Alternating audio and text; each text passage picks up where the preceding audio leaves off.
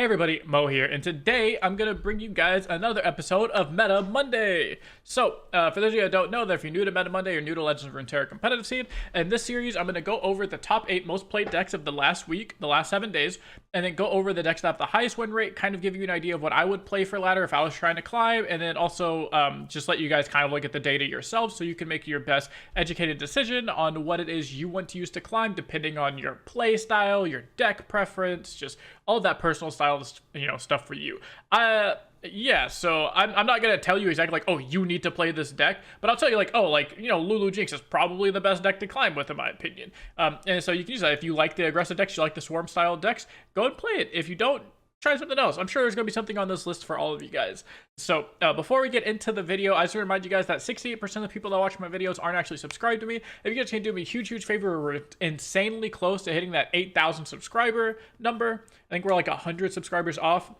I'd greatly appreciate if you would click the subscribe button, comment down below, all that stuff for the YouTube algorithm. Help me out amazingly. I'm going really hard on content the next 2 years. Last week, I put out a full week's worth of videos. This week, I have a whole nother week's worth of videos to show up. We got YouTube shorts coming out. We have like their micro deck guides. Like, let me see if I can pull it up here for you guys real quickly. But yeah, I just put out a deck guide on Field of Rush. I just put, oh no, maybe I did it. Oh, spoilers alert. There's going to be a YouTube short deck guide on Field of Rush. There's one that came out on Lulu Jinx. I have one coming out for, like I said, Field of Rush. The Nora Vigor deck. I have a couple coming out on Marvel Snap. So I have a bunch of like the little micro things. We have a bunch of collabs coming up in the future with some guests. I don't want to name yet because I want it to be a surprise when they come out. So we got a bunch of big stuff coming out, a bunch of big stuff coming up on this channel. So make sure to subscribe and turn on the notifications on so you know when I do a collab with your favorite YouTuber, whether LoR or possibly other games like some of a very large Hearthstone creator. Who knows? So yeah, let's get into the deck, or not the deck guide. Let's get into the Meta Monday. So the top 4 we're going to go over pretty quickly because they're not new decks and it's not really surprised that they're up there. So number 1, we have Lulu Jinx. The deck's pretty much the same. I always like to look at the top 3. I'll give this disclaimer again. I don't know how runeterra.ar comes with these deck lists when you click show deck, but I will say I highly recommend you kind of expand it here with this little arrow. And I will have a link to runeterra.ar. They're what I use to get all of my stats for LoR. Best stat website, hands down, when it comes to getting things very easy and bite-sized pieces. So yeah, and then I look at the top decks here to see what they build. So you see here, number 1 list, there's no Purple Berry Shake. Number 2 list, no Purple Berry Shake. Number 3 list, there's 1 Purple Berry Shake. So you see here, the top 2 players on this deck value the Electro Harpoon over the Purple Berry Shake. The 3rd player likes the Purple Berry Shake over the Harpoon. So a couple different ways to build it, but this just kind of tells you like, oh look, no Purple Berry Shake, and then no Purple Berry Shake or Harpoon. So 4 out of the 5 top players don't play Purple Berry Shake. 3 out of the top 5 players play Harpoon. You can use your judgment on stuff like that. So I highly recommend you do this for any type of deck guide in literally any game you play, Flesh and Blood, Magic, Hearthstone, TFT, anything like that where you're looking over a deck guide for a deck. I always try to cross-reference things, like just look at multiple top performances with the deck and see, what are the most common cards, what are the flex cards. Because if you just look at one and done like this, you think, oh, well, obviously this is going to be the best version. Maybe Purple Berry Shake actually sucks really hard and people don't use it, and that's why, you'll notice that once you start looking at a bunch of decks. But yeah, basically Lulu Jinx, aggro deck, swarm deck, go really low to the ground. You use Lulu with Flame Chompers to get a 4/4 challenge unit on turn 3. Nothing can, deal with that. So you kind of just start taking away the game with a really good board control. And then you have your Sneezy Biggle Dust. If you're like super 6 wide, you cast Sneezy Biggle Dust, buff your whole board +1/+1 or +2/+2. Get a ginormous swing in, and then you end the game with Jinx, a couple of Get Exciteds over here, Jinx Rocket or 2. There you go. You have, 1 mana decimates for no reason. So pretty good stuff. Field of Rush, number 2. So this is, again, like I said, I have the mini deck guides coming out on Field of Rush. So also, if you want to learn how to play Lulu Jinx quickly, I said I have a little short deck guide on that. I have a short deck guide on Field of Rush coming out. And this Field of Rush is going to be much different than other Field of Rush decks we've seen in the past. In the past, we're used to seeing Field of Rush decks play, a bunch of control 2s. I'm talking about like triple Vile Feast, triple Withering Wail, some boxes, some Grasp, some Avarosan, sentries, stuff like that, like really lead into the hard control style. We don't see that anymore because people realize that you can kind of just ramp really quickly and then play your really big thing, and that's going to do better at stabilizing the game for you than all of these like really small kind of whatever cards. So it's more value to try and just ramp up to turn 8 and play an It That's Stairs, or sorry, not turn 8, but ramp up to 8 mana, on turn 5, and then boom, It That Stairs. Board wipe. You can go, as early as you can play Field Rush as early as turn 6. You can play She Who Wonders as early as turn 7 sometimes. So maybe you can even play She Who Wonders on 6. I don't even know what the high rules are. But there's just like so much stuff you can do. A She Who Wonders on turn 6 or 7 is probably going to end most of the games and stabilize you at that point. You have still a little bit of healing with Catalyst. Like I said, check multiple decks. I think some decks are still playing the Vile Feast. Like this guy's playing the Vile Feast right here. I personally am playing Vile Feast in my versions. Let's see, this person's playing Vile Feast and even a box, so they're getting a little bit more control-y. Specifically for Lulu Jinx, box is really good. So yeah, it's basically just this giant combo deck of ramp. It's kind of like Druid, old Druid ramp in Hearthstone if you used to play that game. And it's a bunch like the mono green like ramp decks that you played in Magic the Gathering. So it's a lot of ramping up until you can play this really large unit a lot sooner than you're supposed to be able to play it, and then that large card or large spell or large unit is going to be able to take the game over for you. Number 3, Nora Viger. So Nora Viger here, this is like your just definition of a control deck. It tries to grind your opponent out of resources. You try and get as much value as you can everywhere possible. You try and just trade away the board constantly, remove every single threat your opponent plays, get them to where they have no cards in hand, no units in play, and then you just like win the game from there. Again, I have a short YouTube video coming out that's going to be like a little mini, a short deck guide on this deck, as well as I can do a long deck guide for any of these, so let me know if you guys want to see those. And yeah, so you're going to use all of the Bandle City cards to kind of generate value and chop blockers. So you have, like this creates portals, it creates a bunch of value, and then this creates a bunch of value for your darkness, so it trades away and helps that game plan out. And then you're going to use Shadow Isles, like the Quietus, Vile Feast, not Glimpse, but like Unspeakable Horror, Box, stuff like that to kind of stabilize, and that's going to be where a lot of your removal spells are going to come in. A lot of times you can get like a 2-for-1 with a Box, or you can get a 2-for-1 with Vile Feast. This is going to kill a unit and then draw you a card. This is going to kill a unit and then effectively draw you a card. So this is going to block and kill a unit and then effectively draw you a card. So this thing is technically 2 units. This thing draws you, nets you 1 card and then summons 2 units. Like, there's a bunch of value to be done in this deck. This deck is insanely strong. It is insanely slept on. Last week, I kind of talked a little bit bad about it because it looked like it was essentially only beating Lulu Jinx. But I think the deck is just really strong in general. It's going to be losing to Field Rush because you just can't deal with multiple sources of large units and large threats. You could deal with like 1 to 2 really big threats fairly easily, but you're gonna have a hard time dealing with multiple really big threats, especially if they come out on the same turn. But you're gonna do really good into essentially any unit-based deck. Especially if they're smaller units, you're gonna do really good into those. And then deck number 4, the one we're gonna go over really quick, is going to be Katarina Gwen. So red Gwen, as a lot of people call it. Nothing new. It's literally the same deck as before. It got a slight nerf with the Fallen Reckoner, got -1 power, so it turned into a 4/3, and then the other side of it turned into a 5/3 because they were just a little bit too large. Very reasonable. Card is still insanely good. Making your opponent not have a blocker, still insanely good. Still being big overwhelm that summons another big overwhelm, still really good. Deck is still insanely solid. I believe this is what rank 1 of North America has been playing. The guy is like 1700 LP, is playing Red Gwen, so obviously it's doing really well for some of the top level players. If this is it's a mid-range deck, it has a little sprinkle of aggro in here with Legion Rearguard, Crimson Pigeon.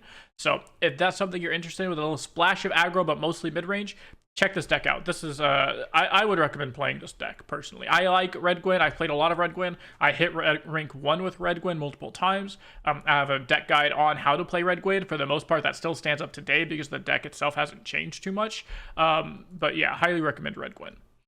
And then now we're going to go 5 through 8, which is a little bit different, a little bit more of the unique style decks. So number 5 is Echo Jinx. Fun fact, I put an Echo Jinx video out last week telling you guys how good Echo Jinx was. Did that have any influence on the meta? Probably not. I'm not that large. I wish I was. That'd be really cool. But Lulu Jinx, Jinx Echo, very good. Like I said, I have a full deck guide gameplay video on this. I think it's like literally the last video I uploaded before Sweaty Thursday. So very easy to go find that on my channel. And yeah, it basically uses all of the same predict packages, kind of like Echo Zillion, if you ever played that deck before, where you're going to use a lot of the predict package, really cheap units, stuff like that, to level up your Echo really fast. But then instead of playing Zillion, who was kind of just like a whatever unit, he was really good into aggro, but that was about it. You play Jinx, because Jinx now gives you a way to come back into the game mid-game and just continues that powerhouse. It gives you a 1 mana decimate every turn. It lets you draw multiple cards every turn. It is a threat that your opponent has to kill or it's just going to take off. And then it gives you a little bit of extra reach, like I said, with that 1 mana decimate with her Jinx Rocket, as well as if you draw 2 copies of Jinx, now you get to play Get Excited, and then now you just have extra burn spells.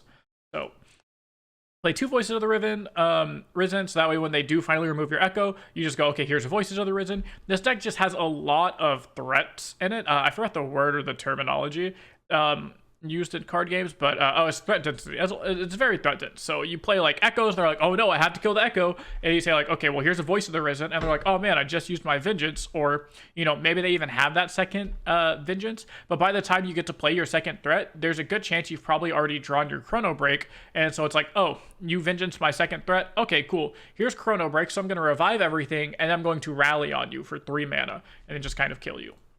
And this deck is very, very good at just constantly applying pressure and then just not letting your opponent be able to ever breathe and just running them out of hard removal spells until you just win the game. I've won the game as early as turn 5, I believe, with this deck before, so it gets pretty out of hand pretty quickly. Number 6 is Mono Shurima. Don't play this deck. This deck is just bad. I'll be honest with you. That your best players on the deck has a 64% win rate. This is literally not a climbing win rate. Like in Masters, this is not a climbing win rate. In Masters, you need I think it's like 65% to break even, and then a 66% to actually gain LP.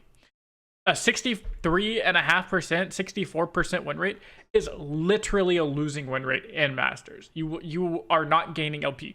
The best players with this deck are not gaining LP. So I repeat, do not play Mono Shurima if your goal is to win. If your goal is to climb ladder, next week is the last week to, oh no, not, is next week? No, 2 weeks from now. So you have 1 more full week of climbing, before the seasonals. So just, again, do not play this deck if your goal is to gain points, gain rank. It is not good. Your best player on the deck has a losing win rate. Your best player on this deck, 80%. Look at this. Come here. What are you doing? Look, 76%. Like, these numbers are going to start getting ridiculous. 75%. Like, 76%. 96% win rate. Like, just do not play this deck if your goal is to win. I'm not even going to go over what it does or how it plays out. Just do not play the deck. And then Lurk.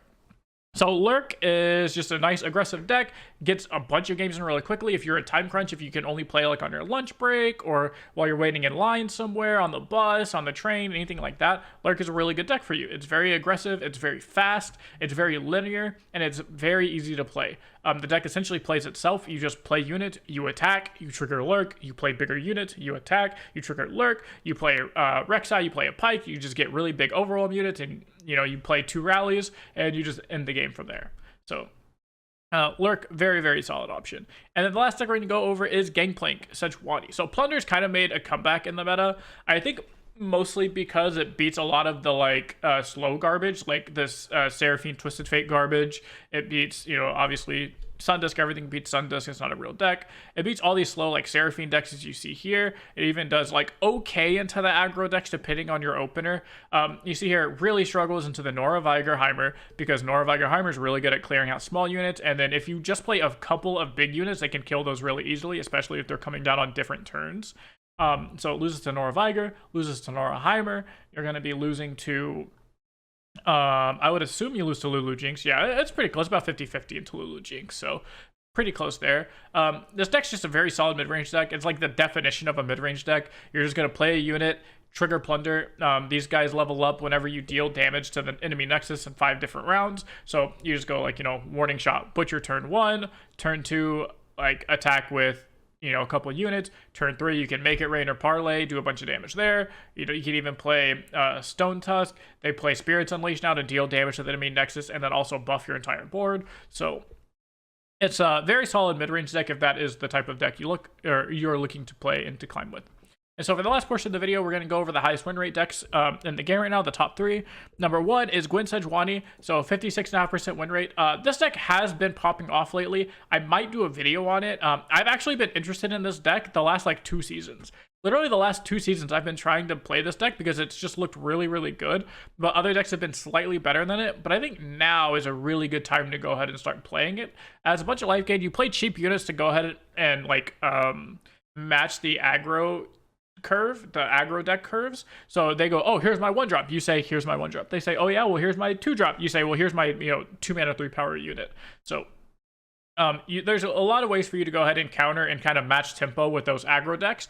And then you come out ahead because you just have this Gwen gaining you life. You play this really big Ancient Yeti. You play a big Sejuani. You play Atrocity to go over the top. Some of these decks are even playing Battle Fury. Actually, I don't even know if they're playing Battle Fury anymore, but I know some of them were playing Battle Furies. So there's, you have the 3 sisters to give you a pump spell if you need it that way. Double Sejuani is obviously a pump spell to make your units fairly large. You have Burn with Unspeakable Horror Doom Beast. You have Life Gain with Unspeakable Horror Doom Beast. So deck overall very solid. If you're interested in watching a deck guide for this, or if I should make a YouTube short deck guide for this, let me know down in the comments below. And then number 2 is going to be Leona Katarina. Fun fact, I played 6 games with this deck or 7 games with this deck. I lost the very first one because I didn't really know how to play it. And then I won every single game after that. So deck is very solid. I actually have gameplay of this deck coming out tomorrow. So if you're interested in wanting to learn how to play this, I have a full linked YouTube video. I think it's 30 minutes long or something of just game after game after game after game. I'll be playing this deck, showing you kind of how it works, how I play the deck, how I pilot it as an aggro deck, how to pivot into the mid-range deck, and then how to close things out with burn. That's really the only thing you need to learn with this deck is when to pivot into the different type of game plans. And I think I do that very well, and I think I explained it very well when I was playing. So look out for this video tomorrow on this deck. And then number 3 is going to be Leona Felios. So Leona Felios, I believe, is basically just the old Leona Diana deck from last season. Very okay, very mid-rangey deck, except it uses Aphelios to kind of close out games against all of these other small aggressive and mid-range style decks, which I think is very fair. I think Aphelios is a very good deck. I think it stalls out a lot of the mid-range decks and aggro decks. You have the Shadow Isles with Vile Feast, Pale Cascade. You end games insanely out of nowhere with Winding Lights. So big shout out to this deck. I mean, obviously it's doing fine, 56% win rate. I haven't played it yet this season, so I can't tell you personally what I think of it. But yeah, that's kind of, I mean, it's doing well. So if this is the type of deck you're interested in, again, it's a mid-range style deck with a little bit more control-y aspect where you can really grind out games. You play, Celestial Trifecta. You play Aphelios, obviously, for the grind. You play Ravu and Leona for the grind. So if you want a more grindy style mid-range deck that has the option to go into the late game, Leona Aphelios could very much be for you. But that's going to be for this video. I hope you guys enjoyed it. Let me know down in the comments what decks you're using to climb. So if someone doesn't like any of the decks I recommended, and I didn't recommend the deck you're playing, maybe set it down in the comments below what you're playing and help out the other people in the community. Join my Discord. It's the #1 place for competitive LoR content, where I post a lot about LoR, the budget lineup style. What would you call that format? I have a Discord channel dedicated just for that, like a little channel in my Discord just for that, because people are wanting to get into that, wanting to play that. So if you're interested in playing that, I put a video out of that when I played against Jay Sensational. #1 place, we're going to start trying to make a hub for that community where you're trying to play these budget lineup format. So if you're interested in that, join the Discord. Any reason about LoR, go and join the Discord because it's cool. So that's going to be it. Like I said, I hope you guys enjoyed this Meta Monday, and I'll see you guys in the next video.